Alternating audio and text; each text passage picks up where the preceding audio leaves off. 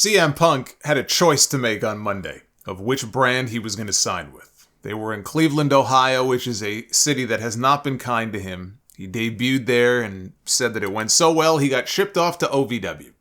10 years ago is when he walked out of the company. It was in that very building that he walked out. It was also the same place that he had his first UFC fight, and that didn't go too well for him either. Now it was time to exorcise those demons and bury those ghosts, and he signed an exclusive contract with Monday Night Raw. So Nick Aldis got Randy Orton, Adam Pearce got CM Punk. Then Seth Rollins comes out, and we got our first face-to-face between the two men. He took exception to Punk calling WWE his home, said he abandoned this place years ago. He didn't just abandon it, he actively tried to tear it down. He spent 10 years slandering Rollins and every single person in the locker room, and now he wants to call this place his home? He said, "This is not CM Punk's home, this is my home." And he will do everything in his power to protect it from people like Punk. He said he hates Punk, but if he's going to be back in WWE, he wants him on Monday Night Raw. Because the truth always comes out. Everyone knows this is his last chance. Either he's going to self-destruct like he always does, or if by some miracle he actually is a changed man, maybe one day he'll be lucky enough to stand across the ring from Rollins in a World Heavyweight Championship match, and he will expose Punk for the fraud that he is. And Punk said, "That's your one pass to speak to me like that without me coming after you." And then he declared himself for the 2024 Royal Rumble. He said when he wins, maybe it's Seth Rollins that he'll be coming after. This was perfect. It was everything Rollins said, you can believe it, because it makes sense that he would feel the way that he does. That this man, for all the mud, in terms of Punk, that he has slung at this company that he now calls home, he's playing everybody for a sucker. He's just as selfish as he's ever been. He's back because he wants his WrestleMania main event, and he wants the world title, and that's the only reason he's back. Rollins is a company guy. He waves the WWE flag proudly. Of course he would feel that way. I totally get where he's coming from. And they're blurring the lines between reality and fiction. You don't know where that line ends. Maybe Seth really does hate this guy, but he's willing to do business and he's willing to work with him. Or maybe most of it is all just an act. We don't know for sure. Those are the best stories. As it turns out, Rollins and Punk, they need each other if they want to reach their goal of main eventing WrestleMania, of closing out a WrestleMania. Rollins probably needs Punk more than Punk needs Rollins, because Punk and Roman Reigns is a WrestleMania main event easily, but Roman is already accounted for this year. So without wrestling Seth for that world title, Punk doesn't get that night one WrestleMania main event. Not unless Steve Austin decides he wants to come back all of a sudden, and that doesn't look very likely. But they need each other if they both want to get what they want.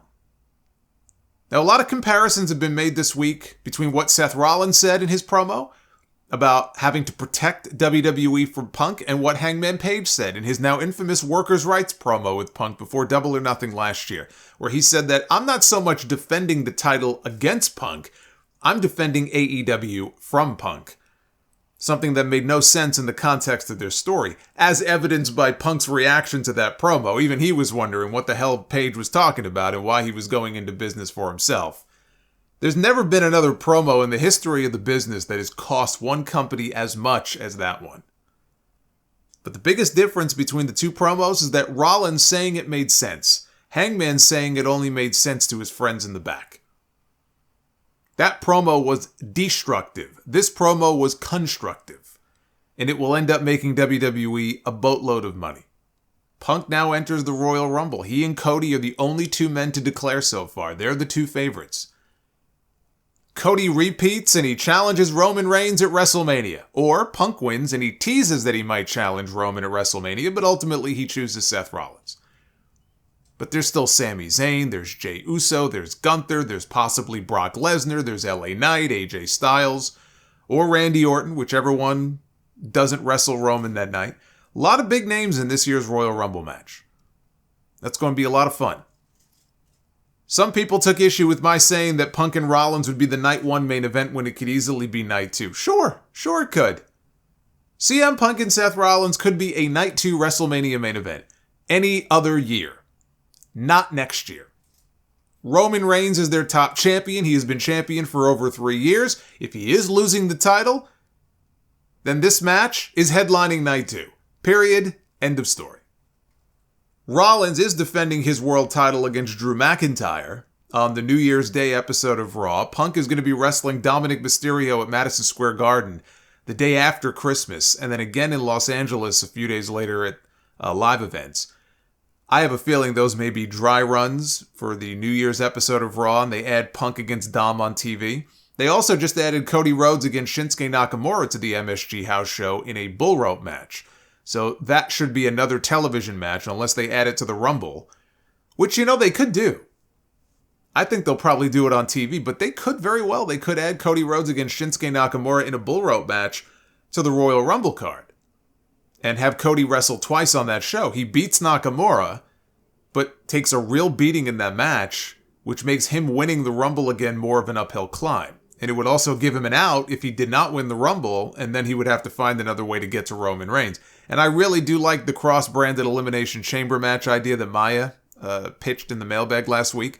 And you fill that match with people that have been beaten by Roman Reigns or have been wronged by the bloodline in some way.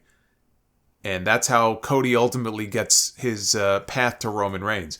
Here's another idea, and I throw this out to you. You can let me know what you think. Because Damian Priest is still running around with the Money in the Bank briefcase. What if Damian Priest cashes in his Money in the Bank on that New Year's episode of Raw and he wins the World Heavyweight title? Just to throw a wrench into things heading into the Rumble.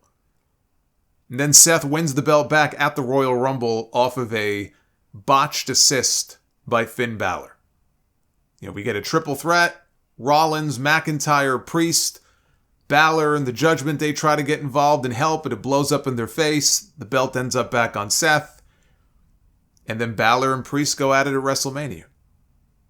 Or would you save the cash-in attempt for WrestleMania? Could go either way.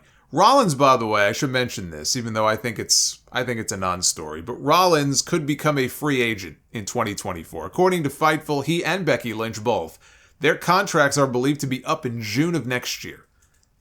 And the two sides have not yet spoken about any extensions, but Seth and Becky, they're not going anywhere.